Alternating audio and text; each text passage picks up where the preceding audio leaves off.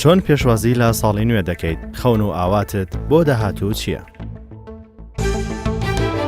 2017 بۆ من خۆش بوو کە بەوەی بە خۆشەویستەکەم گەیشتم. ئومێدەوارم 2018 ببێتە خۆشی بۆ هەموو گەلی کورد کە بۆ ئەو کەریزانەی کە بە خۆشەویستەکەیان بگەن و هیوادارم ساڵی 2018 ببێتە خۆشی بۆ هەموو گەلی کوردستان و ئیدی زۆر سپاس. نیژێک و هاوڵاتیەک 2018 ساڵێتە 2018 پڕ لە خۆشی بێت. هیوادارم هەموو گەنجێک کە بە هیوای خۆی بگات. سەرەتا هاتنی ساڵی 2018 زاینی لە هەموو خەڵکی دنیا پیرۆزبایی دەکەم و ئەلەل خصوص کوردستانی خۆشەویست. ساڵی 2017 ساڵێکی خۆش نەبوو بۆ کوردستان.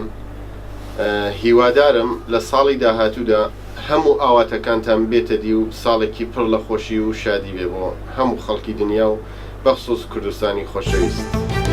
هێویا ماش ملەتی کورتەوی ئینشاءالله ساڵە 2018 کێف و خۆشیە ببینن و سەرکەفتنش بۆ کووردا بێ و نەبرنج بەر شەهیدا بێ.